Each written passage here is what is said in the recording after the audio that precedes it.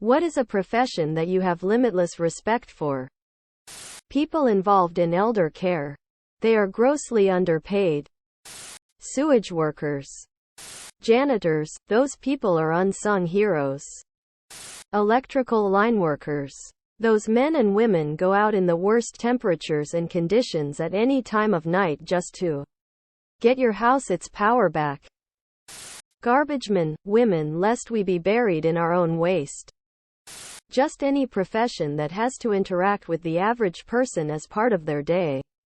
Honestly, people are fucking idiots.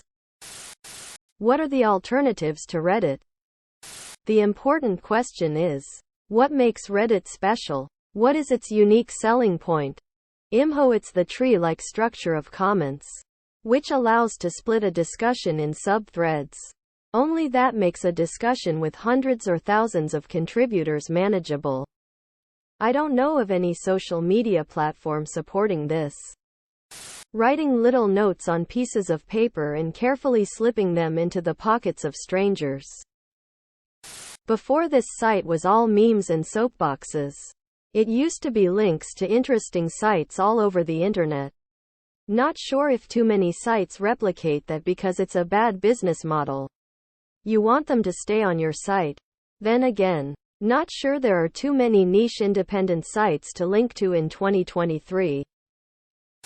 Pointlessly arguing with people in person. Let's be honest, there are none. Vote. Dead. Dig. Reddit replaced it. Said it. Right-wing nutjob central. Quora. It's AskReddit 24/7. Facebook. Lost to boomers. Instagram. Facebook 2.0. Twitter or Musk's playground. Cesspool. Lemmy? Maybe. This comment has been removed by Reddit CEO. Who's the best TV dad? Gomez Adams.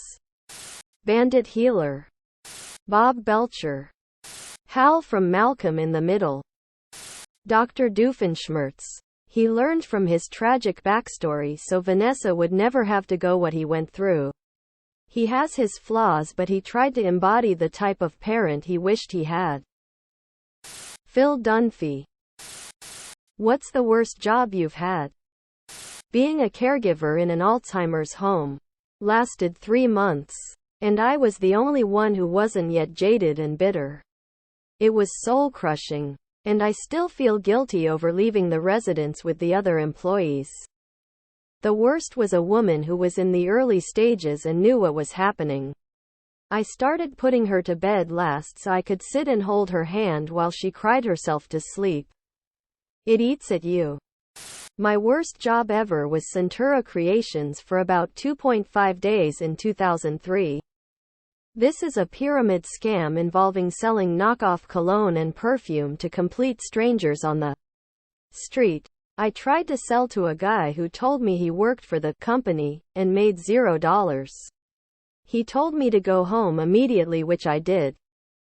A job where I had to answer the phone saying, "This is Bob, how can I brighten your day?"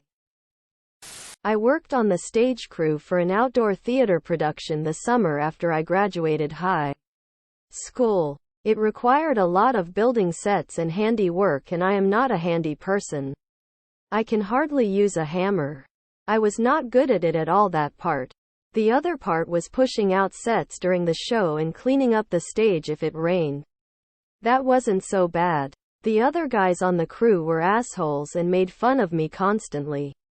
We had this loft in the work garage that had a couch and TV, and we'd play Halo if we weren't needed. During rehearsals or something, one of the dudes brought his boyfriend and fucked him on the couch and I guess left stains on it. They put a tarp over it instead of getting a new one. I do not miss that job one bit. When I started out as a mechanic working on garbage trucks, regularly taking baths in hydraulic oil and trash juice for $15 an hour.